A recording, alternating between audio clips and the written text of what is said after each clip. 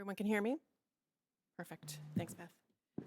Okay, at EBSCO, our mission is to transform lives by providing relevant and reliable information when, where, and how people need it.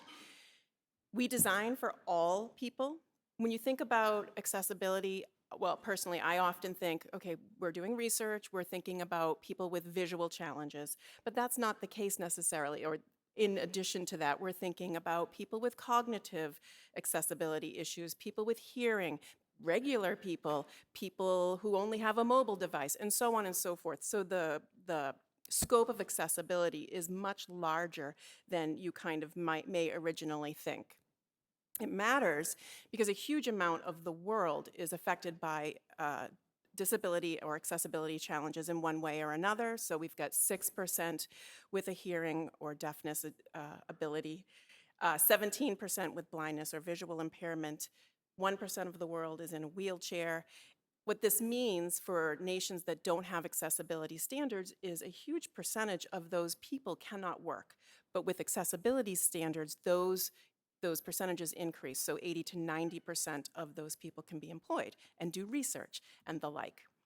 At EBSCO, every single team is responsible for accessibility in some way or another, and there's a range of what we do. It can go from educating stakeholders to collaboration. We have a great user experience team who does a tremendous amount of testing as it pertains to accessibility and beyond. Our staff, we're really proud to have not only accessibility experts on staff, but also people who are disabled. What that means for us is we're able to actually test our products right then and there with someone who can immediately tell us whether or not it works. We're, of course, and I'll get into this in the next slide, working on all kinds of accessibility standards, not to meet them, but to exceed them. We have VPATs for all of our products on EBSCO Connect. We've recently improved access to remediation requests, a tongue twister, and we recently released text-to-speech for PDF and HTML. We're actually super excited about the EAA. So the European Accessibility Act is groundbreaking. It will change the world for people with disabilities. It affects everything from soup to nuts. For us, it affects ebooks. Ebooks, by the end of June 2025, must all be in EPUB 3 format. 55% of our ebooks are available in EPUB, and mathematically, that means 45% are not. And you might think, well, that's only the small publishers, but it's not. It's all publishers. Not one publisher gives us everything in EPUB format. So I'm here today to ask you to help us and help the publishers understand the needs for accessibility. So if you have relationships with publishers, just ask them, are all of your ebooks in EPUB format? If not, do you know this is required for EAA by the end of June 25? We're happy to have conversations too, so if your publisher partners or publisher people don't know, have them reach out to us. We have a demo for you. We have a new interface that has been out for a little while. Some of you probably are already using it. Some of you have seen it, and some of you probably have never heard of it. It is built based on accessibility and beyond. The philosophy of design and accessibility for the new user interface is rooted in cleanliness and simplicity. The goal is to help users focus on the most important areas of the page without distraction, while maintaining a powerful feature set. Users with accessibility needs ranging from dyslexia to blindness benefit from decreased clutter. One example is the new search filters display. The most important filters, such as online full text, peer-reviewed, date, and source type, display just below the search bar for quick access. More in-depth filters like publisher or subject are collapsed in a menu and collapsed by filter type. This keeps them out of the way of users who might be overwhelmed or distracted, while still allowing power users access to more options. Color contrast is important for users with vision impairments, as well as users with some cognitive impairments. The new user interface has good contrast for text, as well as non-textual elements like icons and focus states. It's also optimized for users who may need to invert the color scheme to a dark background. Branding colors can be customized by an institution for decoration without affecting accessibility. New user interface lends itself well to zooming and scaling for users with low vision. Users who have zoomed in or are on a small device don't have to horizontally scroll to access important content. The responsive design means that the product works well across a range of devices. Keyboard support is built in from the ground up, and the user interface is continually tested with screen readers. EBSCO follows the ARIA authoring practices to ensure that our keyboard and screen reader controls follow predictable patterns that are used throughout the web. The site also contains headings and landmarks to provide a rich screen reader experience. Headings exist in most online full-text content. This video will show you quick ways to accomplish key user tasks with NVDA. Let's begin. I will press the E key to jump to the search field. Main landmark search landmark combo box collapse search articles, books, And I'll journals, press enter. and more. Edit. I will type in our search term, music. M-U-S-I. And press enter to start the search. EBSCO document. That beep means NVDA is no longer focusing on the search field.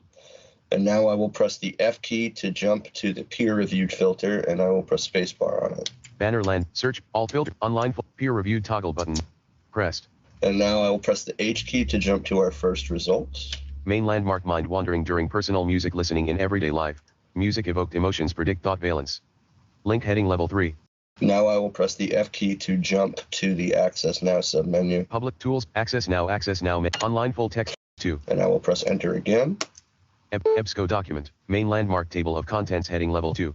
All right, I'm going to control home to the top of the page. Button cookie preferences.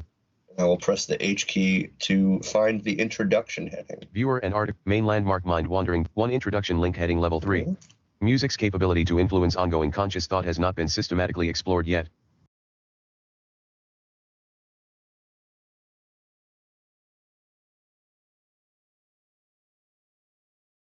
This is just a summary of the work. That was a really quick video. Of course, there's way more to see. I'm not going to read through all of these, but you can. And lastly, I wanted to leave you with accessibility for EBSCO. Please remember, it's not just a mandate. We really believe it is the right thing to do. It is the focus of everything that we're building going forward. And with that, I turn it over to Nettie from NISO.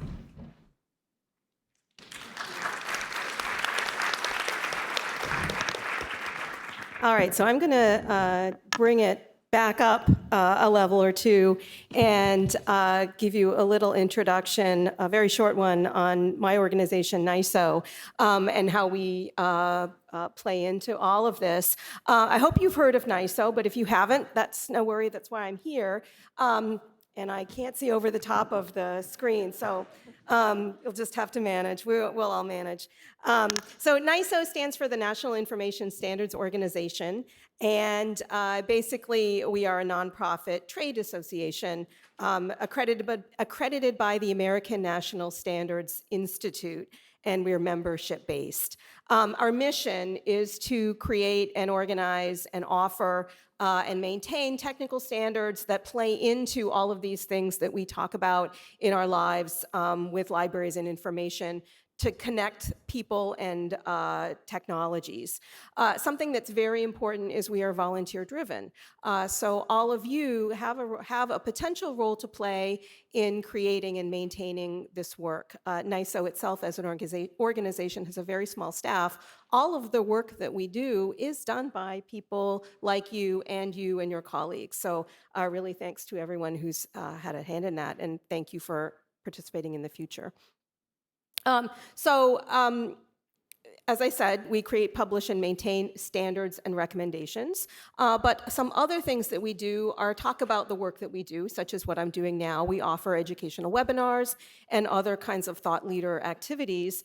And part of that is to maintain the work that we've already done, but also think about what's on the horizon, what needs to be done. And the work that we're talking about today is a really good example of that. And I think Bill in particular will say how that is part of our future. But it's also, as I said, part of it, the work is really collaborative across the industry. So it isn't just librarians working on a problem. It's librarians and vendors and publishers and consultants and other technical experts coming together to aid the whole project by providing a range of different perspectives. So we are all working together and cogs in a wheel. It is really important to be able to connect that way and improve the connections across the industry. So another metaphor, putting the pieces of the puzzle together. So what are standards for? Why do we need them? I mean, they're behind the scenes. They certainly aren't very sexy, or it's a good bedtime reading if you need to get to sleep. Pull out your favorite industry standard. But really, they are a really important building block for our community. They pull people together. They aid the overall exchange of knowledge. They grease the wheels to improve the whole life cycle of everything that we do. So all the things that Beth and Amy were talking about, they're based on standards, and that enables companies and organizations to say, all right, I have these ideas for things I want to do, but I'm going to base them on a standard. That way I don't have to reinvent the wheel, and I can go on and build my thing. So they promote efficient work. They really make everything much faster and improve productivity overall. And then, of course, for some organizations, reducing costs is a really important thing, and that's a piece of the puzzle as well. I'm going to skip most of this slide, but I just want to highlight in the ingredients for our standards a few things that are important to us at NISO. We have a very open process, so we try to talk about the work that we're doing on a regular basis. As I said, community-led. We try to, as I said, balance across stakeholders. So Bill will talk about the group that he's working on, where we are ensuring that we have a balance across all of the organizations that are in it, and working collaboratively really is a part of the picture, and being inclusive to make sure that the things that we produce are not representing one perspective, because otherwise the other parties who need it aren't going to use it because it doesn't really do what they need it to do. So making sure that everyone has a say in that. And our process at NISO for all of our projects is a circular one, as many things are. We receive a proposal for the project. It is approved by our members to ensure that it does fit the needs of the organization, and we form a working group and then move into the production piece. So the project that Bill is talking about is really at the pretty early stages, where we're forming a working group and starting to determine the work. We will be producing a draft output and then exposing it to public review. So all of you will have an opportunity in the future to see what this is all about, to think about how it might work in your environment, and provide feedback to the working group, who will then consider it for inclusion in the work before it's published. And then we start in the maintenance part. So nothing's ever done at NISO. Once something is published, if it's really useful, people will be using it and then further responding to it and saying, as things change, I need the standard to change too. So we'll continue to maintain that. So really, that's just a kind of piece of the picture to try to set up all the stuff that's happening behind the scenes is really important, and don't underestimate the role of all the details. Details are crucial. Thank you. And now over to Bill, who's really going to talk about the more interesting aspects of all of this.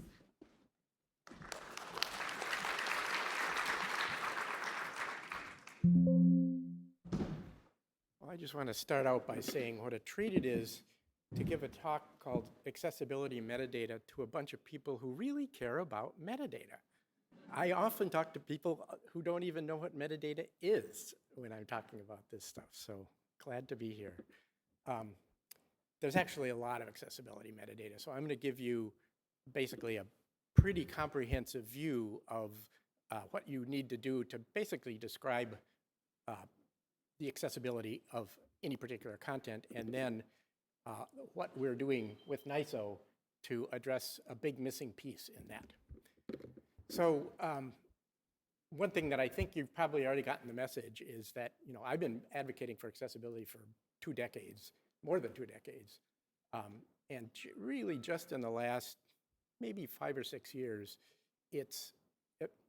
people have woken up to this, and it's become a must-have, no longer just a nice-to-have.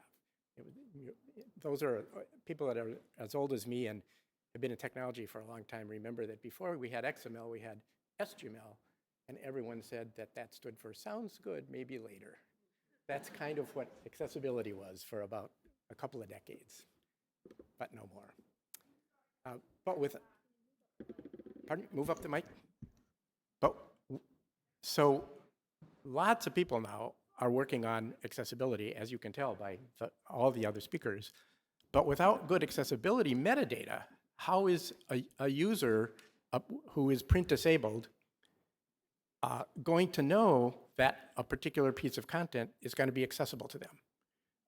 It's metadata that does that. And there's a lot of it.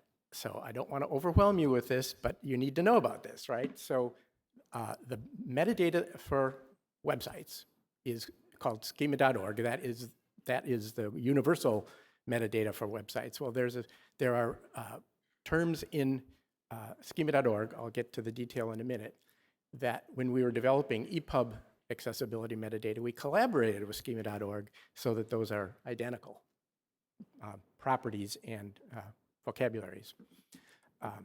And that EPUB metadata is in the new W3C recommendation called EPUB Accessibility 1.1. And one reason that I focus on the fact that that's a W3C recommendation is that despite the fact that EPUB has been around for decades as well, this is the first time that it's actually been a formal global standard. It's a W3C formal recommendation.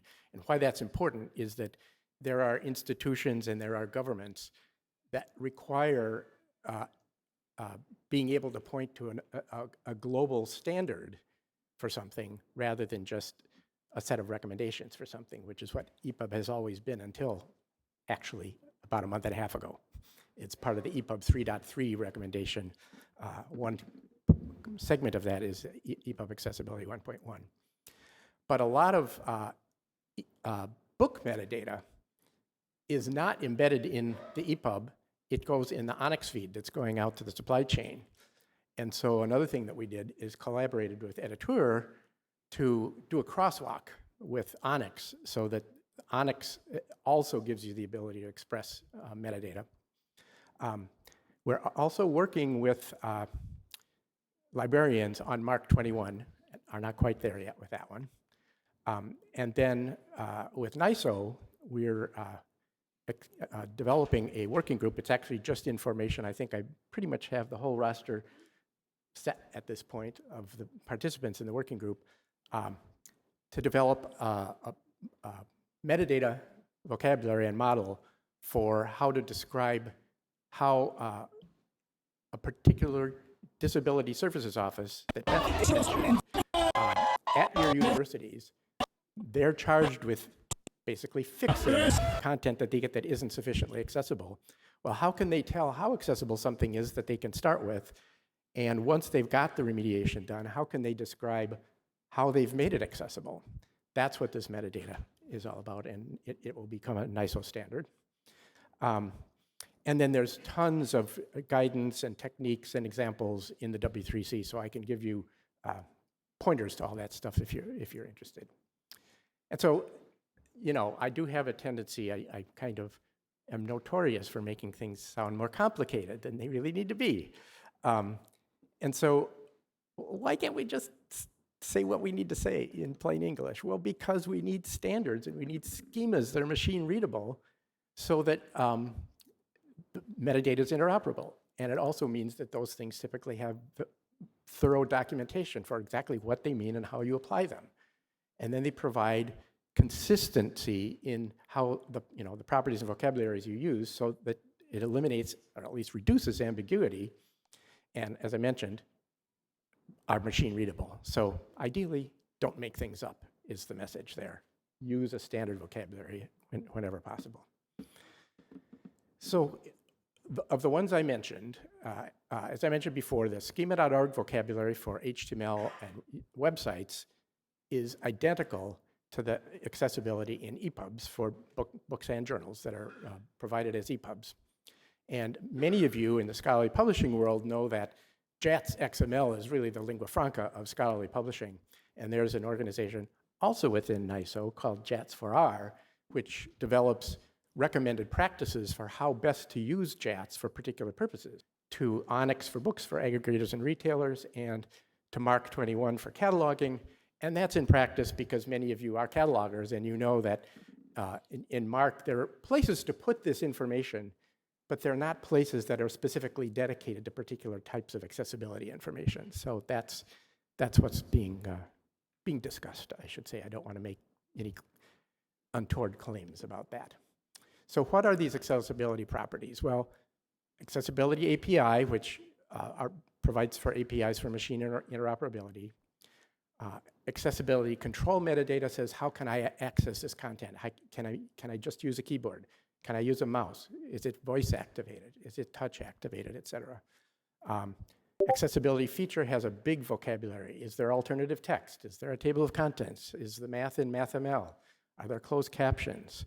Is there Braille? All that stuff is really important for a potential user who, a deaf person doesn't care about Braille, but they do care about closed captions. So all of those features are really important. Accessibility hazards, flashing, sound, motion simulation can be a problem for particular individuals. Access mode is what mode can I use to access this content? Mode or modes, it can be plural, so auditory, textual, visual, tactile, et cetera. And then access mode sufficient, this confuses everybody. But basically what that means is there one of those access modes that'll get me access to everything in this piece of content? So the obvious example is if you've got textual content with images, accessibility modes are textual and visual. But if there are image descriptions, textual is sufficient.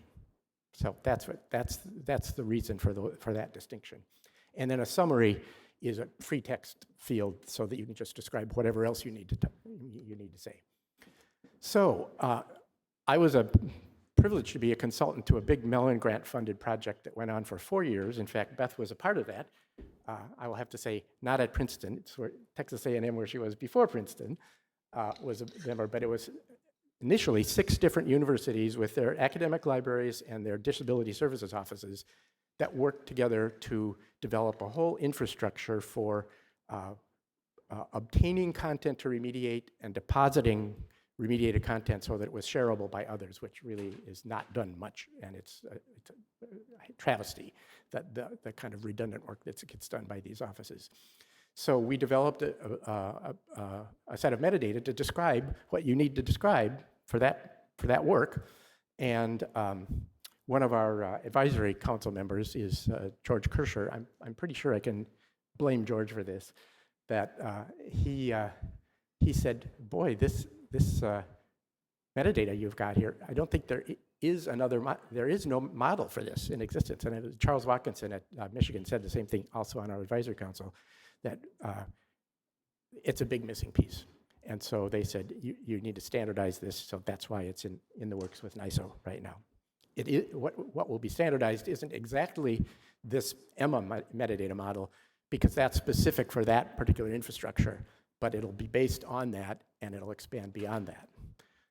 So it's identifiers, typical bibliographic metadata. How do I identify what is this content that I'm looking for? One thing that was I'll have to say kind of amusing to me as this project got going, and we were developing the kind of unified search across a bunch of repositories that were participating in this, which is Internet Archive, HathiTrust, and Bookshare initially. And we wanted the DSOs to be able to search across all of those repositories for useful content. And the people building the user interface thought that the search needed to be things like, well, I'm looking for something about World War II in the Italian theater, or I'm looking for books by this author. And it's like, that's not what is needed here. It's what's called known item search. It's what this student has on their syllabus that they need to read for their course. So it often is a very specific edition of a specific book. So it's a known item search. It's not your traditional search. And then administrative metadata, and then remediation metadata, which is not just the things that I just talked about. Those metadata models, that EPUB schema.org is included in this model. But it also just has things like, what's in this book? Are there tables in there? Are there math equations? Are there foreign languages in there? You know, they need to know that kind of stuff about the content to properly remediate it. And so it is becoming an ISO standard, and here's a bunch of resources. I think this deck is going to go out, going to be available to all of you. So a lot of what you need to know will be there. So thank you very much. And I think we have 12 whole minutes for questions. Our speakers did a really good job. I'm amazed. That almost never happens. So lots of time for questions.